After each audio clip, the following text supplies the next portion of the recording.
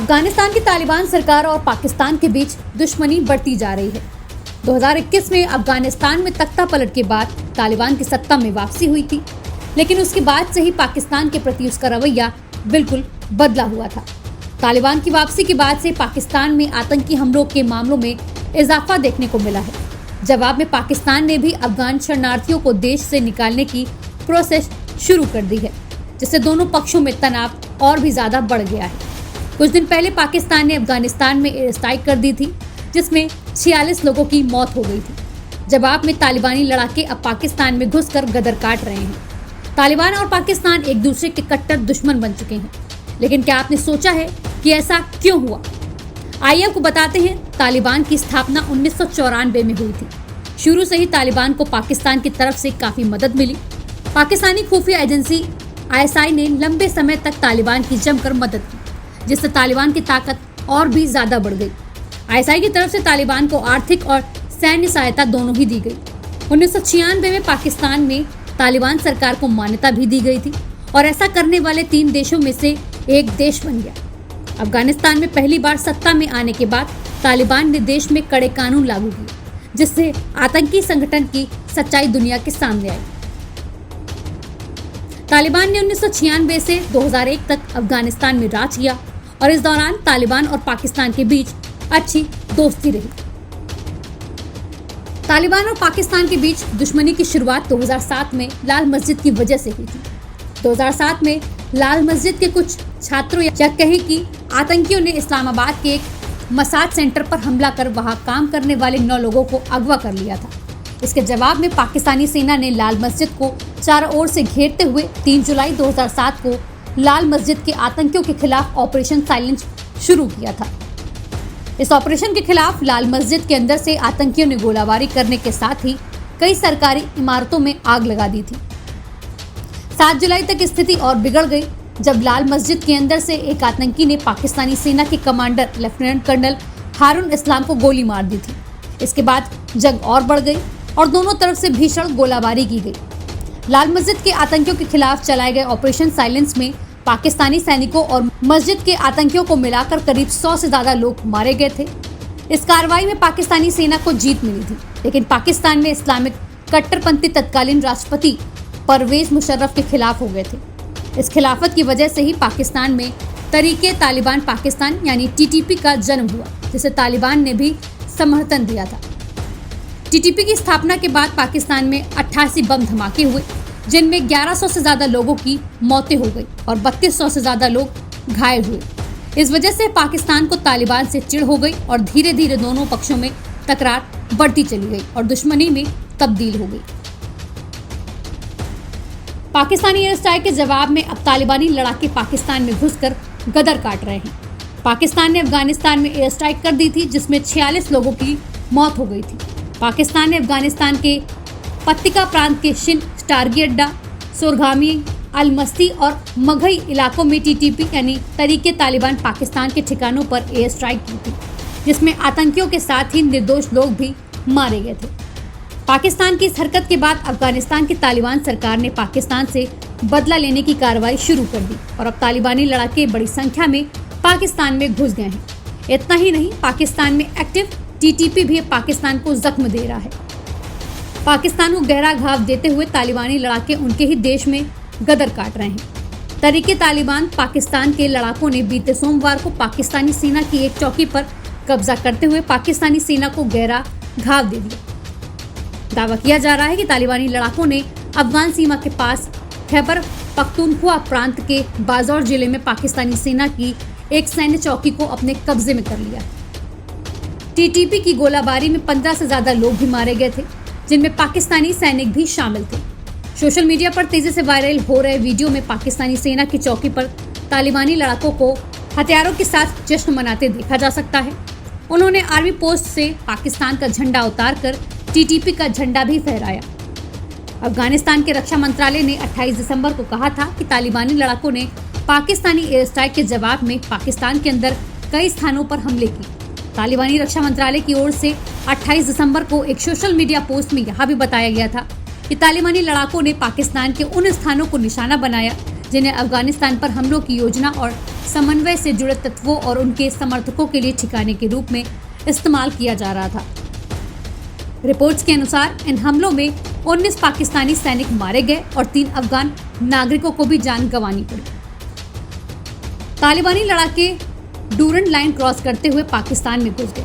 गुलाम Khan crossing पर तालिबानी लड़ाके पहले से ही अंधाधुंध हमले कर रहे थे और अब डूरंड लाइन पर भी दोनों पक्षों में भीषण जंग छिड़ गई है।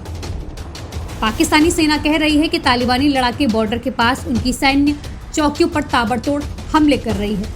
तालिबान के रक्षा मंत्रालय के अनुसार डूरंड लाइन पर दोनों तरफ से हमले हो रहे हैं। मिली जानकारी के अनुसार तालिबान ने पाकिस्तानी सेना के 2 चौकियों पर कब्जा भी कर लिया। तालिबानी लड़ाके डूरंड लाइन पर मौजूद पाकिस्तानी सेना की कई चौकियों को निशाना बना रहे। इन झड़पों के दौरान अब तक पाकिस्तान के 19 सैनिक मारे जा चुके हैं।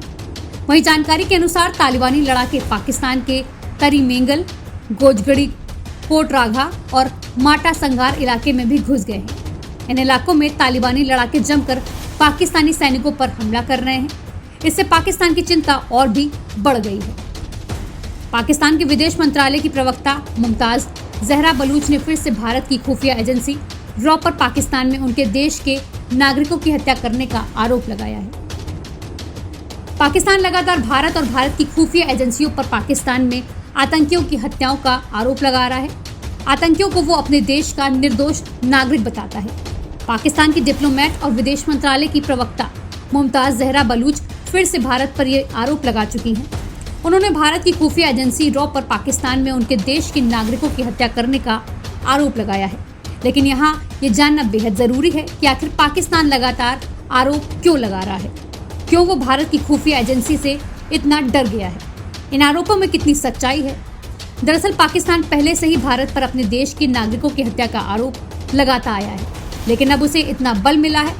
अमेरिकी अखबार वॉशिंगटन पोस्ट की एक रिपोर्ट से जो रिपोर्ट जारी हुई थी उसमें भारत की खुफिया एजेंसी रॉ पर पाकिस्तान में टारगेट किलिंग की बात कही गई है। ये सिर्फ एक रिपोर्ट नहीं है। ऐसी ही एक रिपोर्ट वॉशिंगटन पोस्ट ने 2024 के अप्रैल महीने में जारी की थी। तब भी पाकिस्तान ने यही आरोप भारत पर लगाए थे, जबकि भारत की तरफ से तुरंत ही इन आरोपों का खंडन करते हुए बयान जारी किया था कि ये रिपोर्ट्स झूठी हैं। पाकिस्तान में हो रही हत्याओं में रॉ या भारत की किसी भी एजेंसी का कोई हाथ नहीं है। पाकिस्तान पहले भी आरोप लगाता रहा है कि अफगानिस्तान में टीटीपी के ठिकाने हैं और अफगान धरती पाकिस्तान विरोधी गतिविधियों और देश में हमले के लिए इस्तेमाल हो रही है, जबकि अफगानिस्तान की तालिबान सरकार इन आरोपों का खंडन करती रही है। वहीं पाकिस्तान की उम्मीदों के उलट काबुल में तालिबान की सरकार आने के बाद पाकिस्तान में चरमपंथियों के हमले बढ़े हैं। Pakistan centre for conflict and security के अनुसार इस साल अब तक सबसे अधिक हमले नवंबर में हुए, जिसमें 240 लोग मारे गए। इनमें लगभग 70 सुरक्षा अधिकारी शामिल हैं। अफगानिस्तान की सशस्त्र सेना के बारे में कोई जानकारी उपलब्ध नहीं है, लेकिन पिछले साल सितंबर में अफगान रक्षा मंत्रालय के इंस्पेक्टर जनरल लतीफुल्लाह हकीमी ने यह दावा किया था कि अफगान थल और वायु सेना में 1,77,000 सैनिक शामिल हैं। इससे पहले फरवरी 2022 में उन्होंने एक प्रेस कॉन्फ्रेंस करते हुए कहा था कि तालिबान अफगानिस्तान के लिए एक ग्रैंड आर्मी बन रहा है। तालिबान उन 21 हेलीकॉप्टरों और जहाज़ों में से आधे की मरम्मत कर चुका है, जिन्हें अमेरिकी सैनिक 2021 में अफगानिस्तान से लौटने के दौरान इस्तेमाल न करने की हालत में छोड़ गए थे। उनके अनुसार अमेरिकी सैनिकों के अफगानिस्तान से लौटने के बाद अफगान तालिबान ने 3 लाख से अधिक हल्के हथियार, 26,000 भारी हथियार और लगभग 61,000 फौजी गाड़ियों का कंट्रोल अपने पास लिया, लेकिन इन दावों की स्वतंत्र रूप से पुष्टि नहीं हुई है। इससे पहले नवंबर 2021 में सत्ता में आने के बाद तालिबान सरकार ने एक पत्र जारी करते हुए अफगान आर्मी के विभिन्न कोर के नाम बदलकर इस्लामी नाम रखे थे। उन्हीं में से एक 313 बद्री यूनिट के नाम से जानी जाती है, जिसका वीडियो भी उस समय सोशल मीडिया पर वायरल हुआ था। उस वीडियो में अफगान तालिबान के अधिकारी उस यूनिट की यूनिफॉर्म पहने देखे जा सकते थे, जिन्होंने आधुनिक हथियार उठा रखे थे। इस यूनिट को अफगान सशस्त्र सेनाओं की स्पेशल यूनिट के तौर पर जाना जाता है। आपको बता दें कि अमेरिकी और नाटो सेनाओं के अफगानिस्तान से अचानक लौट जाने के बाद उन फोर्सेस द्वारा इस्तेमाल किए जाने वाले हथियारों की एक बड़ी संख्या यही रह गई थी। कई अंतर्राष्ट्रीय पत्रिकाओं के अनुसार यहाँ सैनिक साजो सामान तालिबान लड़ाकों ने अपने कब्जे में ले लिया था। इसमें आधुनिक राइफल से लेकर कुछ हेलीकॉप्टर तक शामिल थे। इसके अलावा बॉडी आर्मर सूट, कम्युनिकेशन का सामान, शोल्डर माउंट ग्रेनेड लॉन्चर और रात के अंधेरे में देखने में मददगार उपकरण भी शामिल थे। सन 2021 के बाद से अफगानिस्तान की सरकार के दो तरह के स्टैंड सामने आए। एक तो वह इस बात से ही इनकार कर रहे हैं कि टीटीपी उनकी धरती इस्तेमाल कर रही है। हालांकि पूर्व ISI chief general Faiz Hamid के दौर में जब पाकिस्तान ने टीटीपी के साथ वार्ता की थी तो वह काबुल में हुई थी। एक तरफ तो यह नैरेटिव है कि ऐसा हो ही नहीं रहा, लेकिन निजी मुलाकातों में यही अफगान तालिबान कहते हैं कि टीटीपी उनके लिए भी खतरा है और उनके खिलाफ वह कुछ नहीं कर सकते। वहीं अफगान सरकार के पास इस समय इतनी क्षमता नहीं है कि वह पाकिस्तान के अंदर कोई सैनिक कार्रवाई करे जिससे सीमा पर तनाव या युद्ध की स्थिति पैदा हो। दूसरी बात यह हो सकती है कि वह टीटीपी को और विशेष तौर पर हक्कानी नेटवर्क के जरिए मजबूत करें। पाकिस्तान में टीटीपी के हमले बढ़ सकते हैं और वह भी तभी मुमकिन होगा जब तालिबान सरकार टीटीपी के साथ खड़ी हो जाए। यह अब एक खुली सच्चाई है कि तालिबान सरकार का सुरक्षा नेटवर्क टीटीपी को एक प्रॉक्सी के तौर पर इस्तेमाल करता है, लेकिन दोनों देशों में बातचीत भी शुरू हुई है और उम्मीद है कि आगे आने वाले समय में सीमा पर तनाव के बारे में बातचीत होगी। इसके बाद ही यह कहा जा सकता है कि अफगान सरकार आखिर किन विकल्पों पर विचार कर रहा है। पाकिस्तान ने शायद ही कभी सोचा होगा कि जिस आतंकवादी समूह को वह पाल पोस कर बड़ा कर रहा है वही एक दिन उसके लिए भस्मासुर साबित होगा। दरअसल ऐसा इसलिए कहा जा रहा है क्योंकि इन दिनों अफगान तालिबान ने पाकिस्तानी सैनिकों पर अपने हमले बढ़ा दिए हैं। आपको बता दें 28 दिसंबर को ही तालिबान ने घर में घुसकर पाकिस्तान के 19 जवानों को हमेशा के लिए खामोश कर दिया था। आखिर क्या है इसके पीछे की वजह और क्यों अचानक से तालिबान ने पाकिस्तान के खिलाफ आक्रामक रवैया अख्तियार कर लिया है। अगस्त 2021 में जब अफगान तालिबान ने काबुल पर कब्जा किया तो पाकिस्तान के गृह मंत्री शेख राशिद अहमद ने तोकराम बॉर्डर पर एक प्रेस कॉन्फ्रेंस की। उन्होंने तालिबान के सत्ता में आने को नई शक्ति गठबंधन के रूप में पेश किया और कहा कि इस कदम से दुनिया में इस क्षेत्र की अहमियत में इजाफा होगा। वहीं पाकिस्तान के तत्कालीन प्रधानमंत्री इमरान खान ने तालिबान के सत्ता में लौटने को अफगानिस्तान की गुलामी की बेड़ियां तोड़ने से जोड़ा था। तालिबान ने लगभग 20 सालों तक एक सशक्त विद्रोह चलाया था, जिसमें एक समय पर संयुक्त राज्य अमेरिका की अगुवाई में 40 देशों का सैन्य गठबंधन अफगानिस्तान में तालिबान के खिलाफ जंग लड़ रहा था। इस दौरान तालिबान के नेताओं और सैनिकों को पाकिस्तान के सीमावर्ती क्षेत्रों में शरण मिली। इसके साथ ही तालिबान नेताओं का पाकिस्तान के प्रमुख शहरों जैसे क्वेटा, पेशावर और बाद में कराची में भी प्रभाव बढ़ता गया। तालिबान के कई नेता और लड़ाके पाकिस्तानी इस्लामी धार्मिक स्कूलों से पढ़े हुए हैं, जिनमें दारुल उलूम हक्कानिया भी शामिल है, जहां तालिबान आंदोलन के संस्थापक मुल्ला मोहम्मद उमर ने पढ़ाई की थी। पाकिस्तान में तालिबान को एक ऐसा माहौल मिला जिसने पाकिस्तान समाज के विभिन्न हिस्सों में उनके संबंधों को मजबूत किया, जिससे उन्हें फिर से संगठित होने और 2003 के आसपास एक घातक विद्रोह शुरू करने में मदद मिली। वहीं पाकिस्तान के समर्थन और शरण के बिना तालिबान का सफल विद्रोह संभव नहीं हो पाता। पाकिस्तानी सेना द्वारा इस सप्ताह अफगानिस्तान में हवाई हमले करने के बाद द्विपक्षीय संबंधों में हालिया गिरावट का क्या कारण है? यह इस्लामाबाद और अफगान तालिबान के बीच तनाव का ताज़ा सबूत है। अफगानिस्तान का पाकिस्तान के साथ एक जटिल इतिहास रहा है, जबकि पाकिस्तान ने काबुल में तालिबान का स्वागत एक स्वाभाविक सहयोगी के रूप में किया। तालिबान सरकार पाकिस्तान की उम्मीदों के विपरीत कम सहयोगी साबित हो रही है। अल जजीरा के मुताबिक तालिबान नेता बड़े पैमाने पर अफगान समाज से समर्थन जुटाने के लिए राष्ट्रवादी बयानबाजी का सहारा ले रहे हैं। इसके अलावा तालिबान नेता एक लड़ाकू समूह से सरकार में बदलने के लिए उत्सुक हैं और पाकिस्तान पर भारी निर्भरता से परे संबंध बनाने की कोशिश कर रहे हैं। डरून रेखा, जो औपनिवेशिक युग की सीमा है और अफगानिस्तान और पाकिस्तान के बीच क्षेत्रों और समुदायों को विभाजित करती है, वो 1947 में पाकिस्तान की स्थापना के बाद किसी भी अफगान राज्य द्वारा औपचारिक रूप से मान्यता नहीं दी गई है। अंतर्राष्ट्रीय स्तर पर इसे दोनों देशों के बीच सीमा के रूप में मान्यता प्राप्त है और पाकिस्तान ने इसमें लगभग पूरी तरह से बाड़ लगा दी है। फिर भी अफगानिस्तान में डरून रेखा एक भावनात्मक मुद्दा बन गई है, क्योंकि यह सीमा के दोनों ओर पश्तूनों को विभाजित करती है।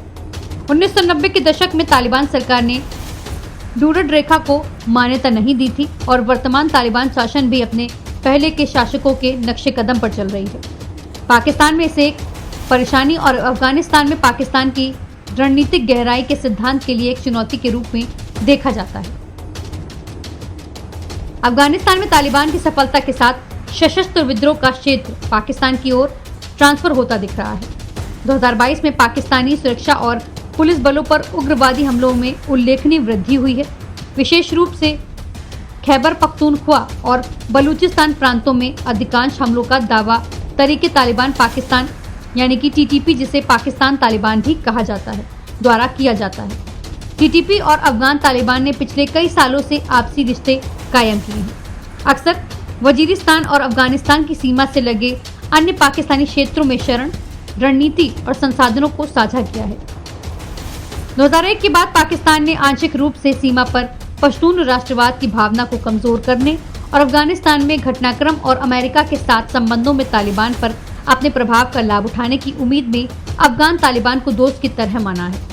2011 में उस समय के अमेरिकी सैन्य प्रमुख माइकल मूलन ने कहा था कि हक्कानी नेटवर्क, जो अफगान तालिबान का एक प्रमुख हिस्सा है, पाकिस्तान की शक्तिशाली खुफिया agency inter services intelligence agency यानी कि ISI का वास्तविक अंग था।